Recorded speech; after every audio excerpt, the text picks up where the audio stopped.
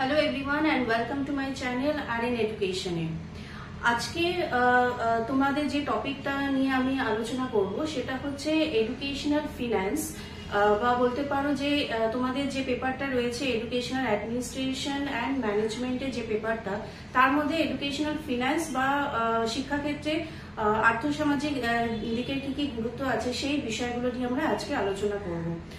আমার মনে হয় এই সংক্রান্ত এই পেপারটার মধ্যে এমন অনেক সাব টপিক আছে যেগুলো কিনা তোমাদের এই পেপারটার পুরোটাই কিন্তু কভার করবে এবং তার সাথে সাথে এডুকেশনাল ফিন্যান্স বা আর্থিক যে অর্থনৈতিক বা আর্থসামাজিক শিক্ষাক্ষেত্রে আর্থসামাজিক যে বৈশিষ্ট্য যে বিষয়টা সেটা কিন্তু অনেকটা ভাস্ট চ্যাপ্টার।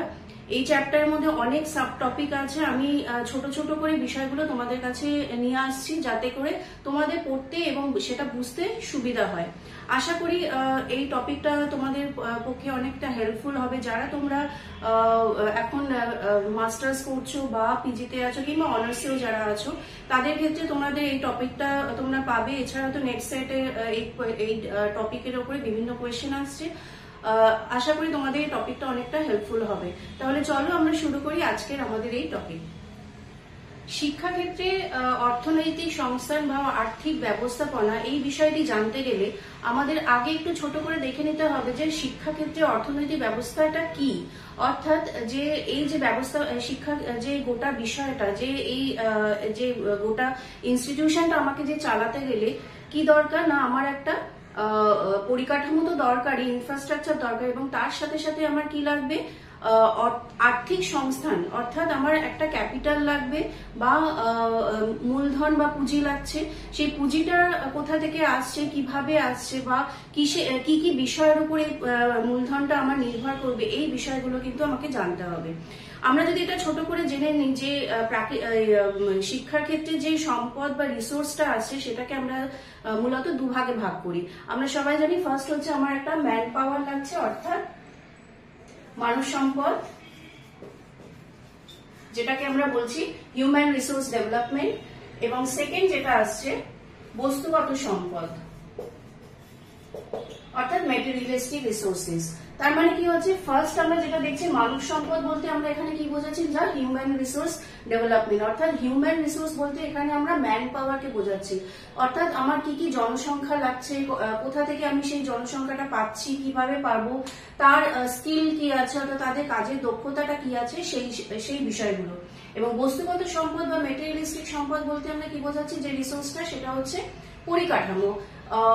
একটা স্কুল নির্মাণ করতে গেলে বা একটি বিদ্যালয় তৈরি করতে গেলে তার ইনফ্রাস্ট্রাকচারটা কিরকম আছে, ল্যাবরেটরি ব্যবস্থা কি আছে, কম্পিউটার অর্থাৎ টেকনোলজির যে বিষয়গুলো আছে, প্রযুক্তিগত যে সাপোর্ট যেটা আমার লাগছে সেটা এই মুহূর্তে কি কি আছে।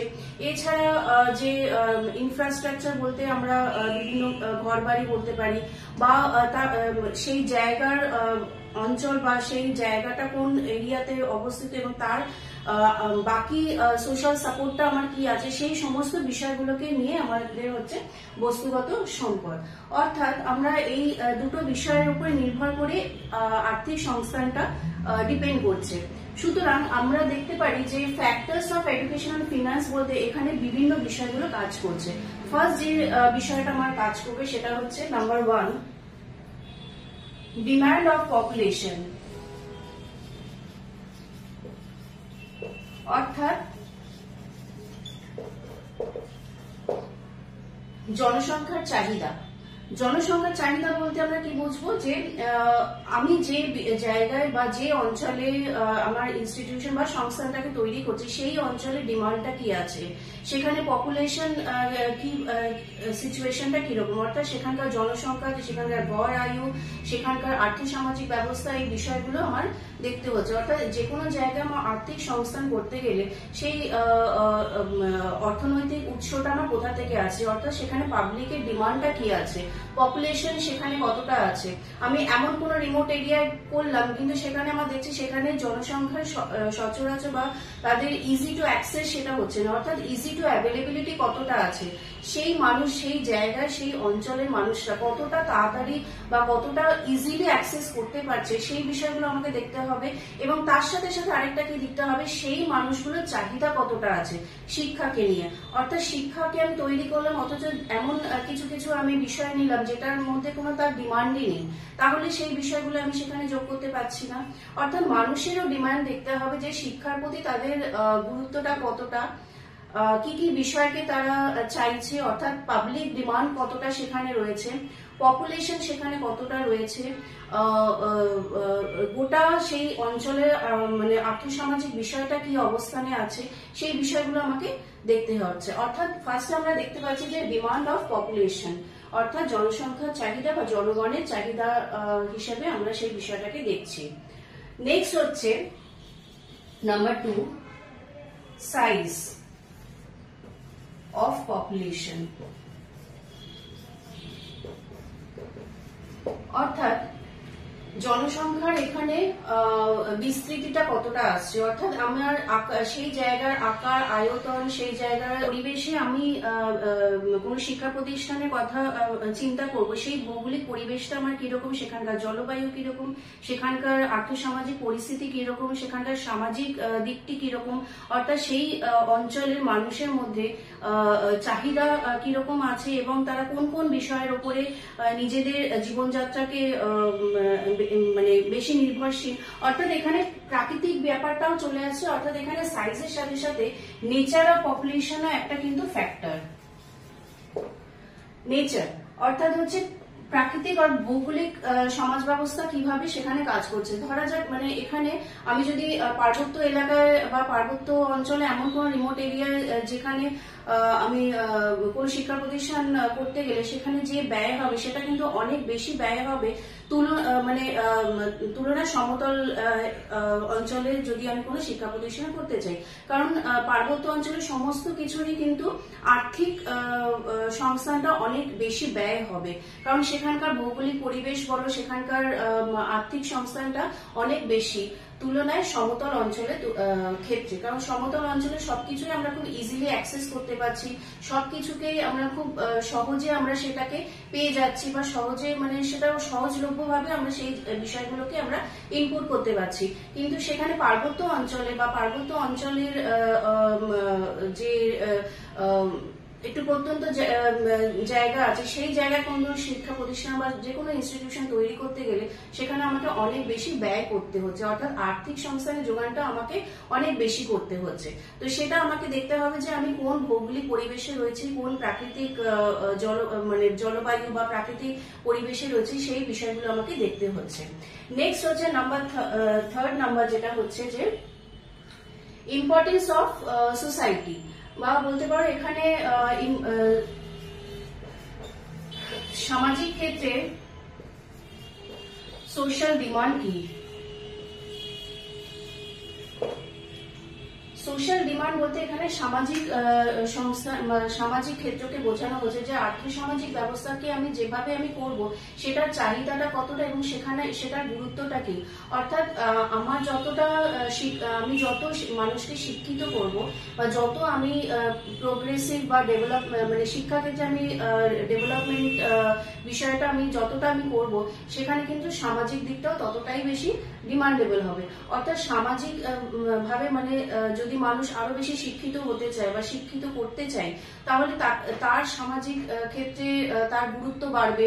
সামাজিক বা আমরা যেটা বলি না সোশ্যাল স্ট্যাটাস বা সোশ্যাল একটা আইডেন্টিটি তার তৈরি হবে। অর্থাৎ শিক্ষাকে আমার এমন ভাবে উন্নত করতে হবে, এমন ভাবে ছড়িয়ে দিতে হবে যাতে কিনা একজন ব্যক্তি বিশেষে তার নিজস্ব পরিচিতি ঘটে, সে তার চিন্তাধারা, তার প্রোগ্রেসিভ মাইন্ড যাতে এমন ভাবে তৈরি হয় সে তার নিজের সৃজনশীলতাকে তুলে ধরতে পারে সেই সমাজের মধ্যে থেকে। সুতরাং আমাকে দেখতে হবে যে সোশ্যাল ডিমান্ড আমার কতটা ইম্পর্টেন্ট, অর্থাৎ সামাজিক ক্ষেত্রে যে সামাজিক মানুষ আছে, সামাজিক জীব আছে, তাদের ক্ষেত্রে সেটা কতটা গুরুত্বপূর্ণ হয়ে উঠছে। অর্থাৎ যত আমি তাকে শিক্ষিত করব, মানুষকে আমি যত শিক্ষিত করব, তাদের বিভিন্ন ডিমান্ডও আমাকে তাদের বাড়তে থাকবে, সামাজিক চাহিদা বাড়তে থাকবে, অর্থাৎ সেটা সমাজের ক্ষেত্রে উন্নতিমূলক দিকে যাবে, অর্থাৎ সামাজিক উন্নতিতে সাহায্য করবে যত আমি তাকে শিক্ষাক্ষেত্রে বা শিক্ষা ব্যবস্থাকে আমি দ্রুত উন্নতি করতে পারবো। এবং শিক্ষা ব্যবস্থাকে উন্নতি করতে গেলে আমার কি লাগবে না, আর্থিক সংস্থান লাগবে, অর্থাৎ অর্থনৈতিক বা ফিনান্সিয়াল সাপোর্ট আমি যত তাকে দেব, বিভিন্ন আমি নতুন নতুন প্রতিষ্ঠান তৈরি করতে পারবো, বিভিন্ন প্রযুক্তিগত যে ইনস্টিটিউশন বা টেকনোলজিক্যাল ইনস্টিটিউশন আছে সেটা আমরা তৈরি করতে পারবো, ইঞ্জিনিয়ারিং কলেজ আমরা তৈরি করতে পারবো, বিভিন্ন ভোকেশনাল এডুকেশন সেন্টার আমরা করতে পারবো, ওপেন লার্নিং এডুকেশনকে আমরা আরো বেশি স্প্রেড করতে পারবো, যাতে কিনা যে কোনো স্তরে যে কোনো মানুষ যে কোনো ভাবে সেই শিক্ষাটাকে তারা নিতে পারে, তারা গ্রহণ করতে পারে এবং তার সাথে সাথে তাদের নিজেদের অল ওভার পার্সোনাল ডেভেলপমেন্টটা সেটা তৈরি করতে পারে।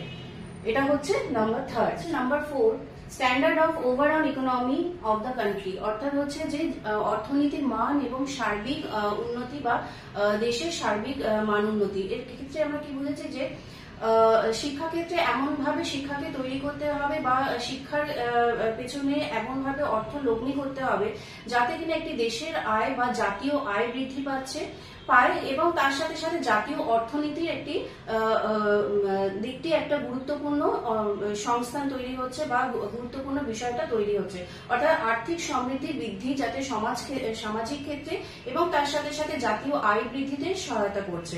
অর্থাৎ এখানে ওভারঅল ডেভেলপমেন্ট করছে কি ক্ষেত্রে না, একটি দেশের বা একটা কান্ট্রির ওভারঅল ইকোনমিক্যাল ডেভেলপমেন্ট তৈরি করতে হেল্প করছে আমাদের কিন্তু এডুকেশন। জাতীয় আয় বৃদ্ধিতে এবং অর্থনৈতিক সংস্থানকে বৃদ্ধি করতে আমাদের ডেভেলপমেন্ট তৈরি করতে কে হেল্প করছে না, শিক্ষার ক্ষেত্রে আর্থিক সংস্থান সাহায্য করছে। অর্থাৎ শিক্ষা ক্ষেত্রে আমি যত বেশি লগ্নি করবো তার বিভিন্ন প্রতিষ্ঠান তৈরি হবে এবং সেই প্রতিষ্ঠান থেকে আমাদের একটা জাতীয় আয়ের দিকটিও বৃদ্ধি পাবে। সুতরাং আমাকে সেটাও দেখতে হবে যে অর্থনীতির মান এমন ভাবে আমাকে ডিস্ট্রিবিউট করতে হবে বা অর্থনীতির মানকে এমন ভাবে তৈরি করতে হবে যা কিনা আমাদের জাতীয় আয় এবং আর্থিক শিক্ষায় সামাজিক আর্থিক অর্থনৈতিক বিষয়টিও যাতে বৃদ্ধি পায় এবং গুরুত্ব পায়। নেক্সট হচ্ছে system of administration. System of administration অর্থাৎ শিক্ষাক্ষেত্রে যাতে আমার অ্যাডমিনিস্ট্রেশন অর্থাৎ প্রশাসনিক বিষয়টিও যাতে গুরুত্ব পায় সেটাও আমাকে দেখতে হচ্ছে। অর্থাৎ প্রশাসনিক নীতি নির্ধারণ, প্রশাসনিক যে মৌলিক নীতিগুলো আছে সে তার যে পলিসিগুলো আছে সেই পলিসিগুলোকে কিভাবে কোন কোন খাতে ব্যবহার করতে হবে, কোন কোন বিষয়ের উপর জোর দিতে হবে, শিক্ষার মান উন্নতকরণের ক্ষেত্রে, পাঠ্যক্রম উন্নতকরণের ক্ষেত্রে, শিক্ষকদের যে বেসিক স্কিল বা তাদের যে লার্নিং এক্সপিরিয়েন্স বা তার যে দক্ষতাগুলোকে কিভাবে কাজে লাগানো যায় সেই বিষয়গুলোকে দেখার জন্য তার জন্য আমাকে অর্থনৈতিক সংস্থান তৈরি করতে হবে এবং সেই অর্থলগ্নিকরণ বা আর্থিক সংস্থানটা কিভাবে আসবে না প্রত্যেকটা সরকারে, অর্থাৎ এখানে আমরা যেটা জানি যে কেন্দ্র সরকার এবং রাজ্য সরকার উভয়কেই কিন্তু এই খাতে এগিয়ে আসতে হবে। অর্থাৎ উভয় কেন্দ্র সরকার এবং রাজ্য সরকার এবং তার সাথে সাথে বিভিন্ন যে স্বশাসিত যে সংস্থাগুলো আছে, অর্থাৎ যারা নিজেরা যে বিভিন্ন অনুদানের মাধ্যমে যে প্রতিষ্ঠানগুলো চালানোর চেষ্টা করে তারাও কিন্তু এই বিষয়গুলোকে অনেক বেশি গুরুত্ব দিয়ে থাকেন। অর্থাৎ শিক্ষাক্ষেত্রে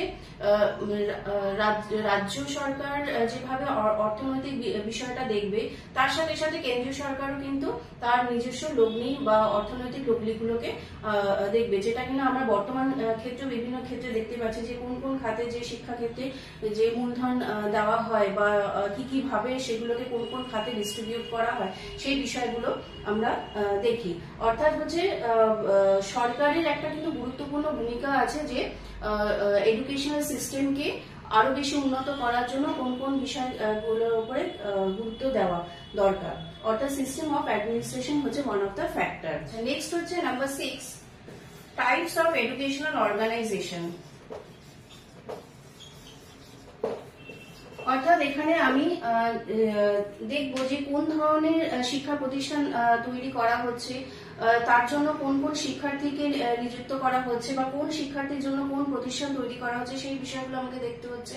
অর্থাৎ এডুকেশনাল টাইপস অফ এডুকেশনাল অর্গানাইজেশনের মধ্যে আমার দেখা যাচ্ছে যে বিভিন্ন ধরনের শিক্ষা প্রতিষ্ঠান আছে, সেটা ভোকেশনাল হতে পারে, ওপেন লার্নিং সেন্টার হতে পারে, প্রযুক্তিগত হতে পারে, টেকনিক্যাল এডুকেশন হতে পারে, যে কোনো ইঞ্জিনিয়ারিং কলেজ হতে পারে। অর্থাৎ কোন শিক্ষার্থীর জন্য কোন কোন অর্গানাইজেশন আমি তৈরি করবো এবং সেই ক্ষেত্রে কি কি অর্থনৈতিক সংস্থান আমাকে সেখানে ব্যয় করতে হবে, কোন কোন ক্ষেত্রে আমাকে ব্যয় করতে হবে, সেই বিষয়গুলো আমাকে মাথায় রাখতে হচ্ছে। অর্থাৎ আমার সেখানে কেন্দ্র সরকার এবং রাজ্য সরকারেরও একটা যথেষ্ট বড় ভূমিকা আছে, যে তাদেরকেও দেখতে হবে যে, এবং তার সাথে সাথে এই অর্গানাইজেশন গুলো অ্যাফিলিয়েশন কিভাবে, কোন যেগুলো আমরা জানি যে সরকারি অ্যাফিলিয়েশন প্রয়োজন হয় কোনো একটা প্রতিষ্ঠান চালানোর জন্য। অর্থাৎ এই অ্যাফিলিয়েশনে যখন দেওয়া হবে তখনও আমাকে দেখতে হবে যে সেই প্রতিষ্ঠানের মান কি আছে, এবং তার জন্য দরকার কিন্তু আর্থিক সংস্থান। অর্থাৎ আর্থিক সংস্থান যতক্ষণ না আমার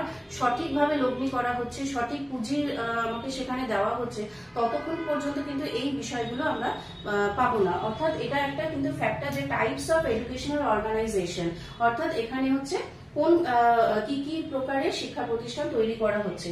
এবং নেক্সট যেটা হচ্ছে আমি এখানে লিখে দিচ্ছি 7 রিসোর্সেস অফ ডিফারেন্ট এইডস। অর্থাৎ বিভিন্ন শিক্ষা প্রতিষ্ঠান চালাতে গেলে সেখানে ডিফারেন্ট লার্নিং এইডস দরকার, অর্থাৎ টিচিং মেটেরিয়ালস দরকার। টিচিং লার্নিং মেটেরিয়ালস বলতে বিভিন্ন যে রিসোর্সেস গুলো আছে সেগুলো দরকার। অর্থাৎ এখানে বস্তুগত রিসোর্সেস কে এখানে বোঝানো হচ্ছে। অর্থাৎ এখানে ইনফ্রাস্ট্রাকচার হতে পারে, বিভিন্ন ঘর বাড়ি হতে পারে, ল্যাবরেটরি সিস্টেম হতে পারে, বা কম্পিউটার সাপোর্ট হতে পারে, প্রজেক্ট মেথড অফ এডুকেশন হতে পারে, যেখানে প্রজেক্টের মাধ্যমে সেখানে কতটা কি সাপোর্ট দেওয়া হয় এডুকেশনের ক্ষেত্রে। এছাড়া বিভিন্ন ডিগ্রি কলেজেস হতে পারে, যেটা আমি এর আগেও বললাম যে technical education centre, engineering education centre, কিংবা কোনো ফার্মাসিউটিক্যাল এডুকেশন সেন্টার। মানে বিভিন্ন এরিয়াতে বিভিন্ন ক্ষেত্রে কোন কোন প্রতিষ্ঠানগুলো তৈরি করা হচ্ছে, এই যে এক একটা ইনস্টিটিউশনের পেছনে কি কি ব্যাকআপস লাগছে, অর্থাৎ এর পেছনে রিসোর্সটা আমার কি কি লাগছে, ম্যান পাওয়ার তো আমার লাগছে, তার সাথে সাথে আমার কি লাগছে না মেটেরিয়ালিস্টিক রিসোর্সেস। আর মেটেরিয়ালিস্টিক রিসোর্সেস এর মধ্যে one of the main factor হচ্ছে একটা কিন্তু ফিন্যান্স। যতক্ষণ আমার না থাকবে, আমার ক্যাপিটাল যতক্ষণ আমার না থাকবে, পুঁজি আমার যতক্ষণ না থাকবে, কোনো বিষয়গুলোই কিন্তু আমার এগোবে না। অর্থাৎ প্রত্যেকটা স্টেপ আমাকে নিতে গেলে আমার কিন্তু ক্যাপিটাল দরকার, অর্থাৎ আমার মূলধন দরকার। মূলধন আমি কি কি ক্ষেত্রে আমি নিয়োগ করবো সেটা আমাকে দেখতে হবে এই রিসোর্সের মাধ্যমে। অর্থাৎ এক একটা প্রতিষ্ঠানের জন্য এক এক রকমের লগ্নি আমার প্রয়োজন। সুতরাং কোন বিষয় কোন খাতে কিভাবে লগ্নি আমি করব সেই বিষয়গুলোকে আমাকে এখানে দেখতে হচ্ছে। এবং লাস্ট যেটা আসছে আমি এখানে লিখে দিচ্ছি অ্যালোকেশন অফ ফান্ড। অর্থাৎ ফান্ডের অ্যারেঞ্জমেন্ট করা। এই ফান্ড কি হয়, যেটা আমরা জানি যে বিভিন্ন অনুদান, অর্থাৎ অ্যালোকেশন অফ ফান্ড হচ্ছে যে অনুদানের মাধ্যমে কোন শিক্ষা প্রতিষ্ঠানকে কিভাবে আমি চালানো যায়। অর্থাৎ সেখানে বিভিন্ন স্বায়ত্তশাসন যে প্রতিষ্ঠানগুলো আছে, বিভিন্ন সংস্থাগুলো রয়েছে, এছাড়া কেন্দ্র সরকার রাজ্য সরকারের বিভিন্ন খাতে যে অনুদানগুলো দেওয়া হয়, বিভিন্ন উপদেষ্টা বা আর্থিক উপদেষ্টার মাধ্যমে যে অনুদান বা ফিস বা রেভিনিউ জেনারেট করা হয়, সেই বিষয়গুলো এখানে দেখা হচ্ছে। অর্থাৎ অ্যালোকেশন অফ ফান্ড হচ্ছে যে শিক্ষাকে আরো বেশি উন্নততর করার জন্য জনগণ বা জনগণের কাছে অনেক বেশি ইজিলি অ্যাক্সেসেবল করার জন্য, অর্থাৎ যে কোনো ক্ষেত্রে যে কোনো বয়স স্তরের মানুষ হোক কিংবা যে কোনো সামাজিক স্তরের মানুষ হোক না কেন, সে মানে কতটা সহজ ভাবে শিক্ষাকে নিতে পারছে এবং সেই শিক্ষাকে কতটা সে তার মানে স্প্রেড করতে পারছে, অর্থাৎ জনগণ এবং সমাজের মধ্যে সেই শিক্ষার জাগরণটা কতটা হচ্ছে এবং তার সাথে সাথে উন্নতিমূলক চিন্তাধারা তার প্রসার কতটা হচ্ছে, তার জন্য আমার কিন্তু প্রপার অ্যালোকেশন ফান্ড দরকার। অর্থাৎ অর্থাৎ ফান্ড আমার তাড়াতাড়ি পাবো বা যতটা আমি চাইছি ততটা আমি পাবো, ততই কিন্তু আমার ইনফ্রাস্ট্রাকচার তৈরি করতে সুবিধা হবে, বিভিন্ন শিক্ষার প্রসার বা উন্নতমূলক শিক্ষার অগ্রগতি করতে আমাদের সুবিধা হবে।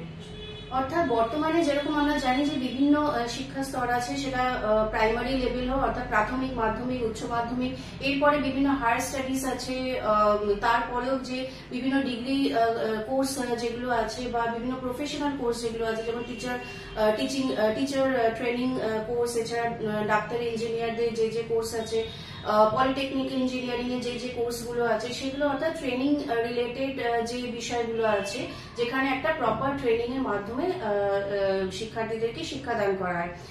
এবং তার সাথে সাথে আরেকটা বিষয় আছে, সেটা কি হচ্ছে যে বর্তমান শিক্ষাকে আমরা কি করছি না, অনেক বেশি মডার্নাইজেশন করছি, অর্থাৎ আধুনিকীকরণের সাথে সাথে তাকে একটা গ্লোবাল জায়গায় গ্লোবালাইজেশনের মাধ্যমে শিক্ষাকে তুলে ধরা। অর্থাৎ শিক্ষা তো আজকে একটা জোনের মধ্যে স্টার্ট করে নেই, সেটা গ্লোবাল একটা চিত্র তুলে ধরছে, অর্থাৎ গ্লোবালাইজেশনের মাধ্যমে এডুকেশনকে আমরা অনেক বেশি স্প্রেড করতে পারছি। শিক্ষার ক্ষেত্রে আমরা প্রযুক্তি এনে তাকে আমরা আধুনিকীকরণের একটা মাত্রা দিতে পারছি, এবং তার জন্য আমার কি দরকার, আর্থিক সংস্থানকে বৃদ্ধি করা। অর্থাৎ অর্থনৈতিক সাপোর্ট আমি তাকে যত দেব যে কোনো শিক্ষা প্রতিষ্ঠানকে, তত বেশি কিন্তু সামাজিক ক্ষেত্রে তার চাহিদা বাড়বে এবং সামাজিক উন্নতি লাভেও তার চাহিদা বাড়বে। সুতরাং আমার মনে হয় আমি এখানে ফ্যাক্টরস অফ এডুকেশনাল ফিন্যান্সকে আমি এখানে পয়েন্ট করে আমি দেখি যে এখানে ফ্যাক্টরস কি কি আছে। তোমাদের কিন্তু এই ফ্যাক্টরস অফ ফিন্যান্স এডুকেশন এটা কিন্তু বেশ ইম্পর্টেন্ট, কারণ এটা অলমোস্ট এই চ্যাপ্টারের একটা মেইন টপিক, আর তোমরা এটা ভালো করে দেখে রাখবে। যে কোনো পরীক্ষাতেই তোমরা এটা খুব কমন পাবে এই টপিকটা, আর আশা করি এছাড়া তো নেটেও তোমরা এগুলো পাবে। তো তবুও আমি এই জিনিসটাকে একটু ইলাবোরেটলি তোমাদেরকে বোঝানোর জন্য বুঝিয়ে দিলাম। ভিডিও যদি এই টপিক যদি তোমাদের কোনো বুঝতে অসুবিধা হয় বা তোমাদের কোনো যদি ফিডব্যাক থাকে, তাহলে অবশ্যই আমাকে এই ভিডিওর পরে আমাকে কমেন্ট করবে বা আমাকে জানাবে যে তোমাদের যদি আর কোনো কোয়ারিজ থাকে সেটা কিছু আমাকে জানাবে। আর যদি ভিডিও ভালো লাগে থাকে, ভিডিওকে অবশ্যই লাইক, শেয়ার এন্ড সাবস্ক্রাইব করে দিও। ভিডিও সংক্রান্ত যদি কোনো রিলেটেড কিছু কোয়ারিজ থাকে, কোনো কোয়েশ্চেন থাকে, বা তোমাদের যদি এই রিলেটেড আরো কিছু কোয়ারিজ থাকে, অবশ্যই আমাকে কমেন্ট বক্সে আমাকে জানাবে। ভিডিও যদি ভালো লেগে থাকে, ভিডিওকে অবশ্যই লাইক, শেয়ার এন্ড সাবস্ক্রাইব করে দিও। আর এই সংক্রান্ত আমি আরো কিছু টপিক আমি খুব শিগগিরই নেক্সট ভিডিওতে নিয়ে আসবো। So thank you, thanks for watching.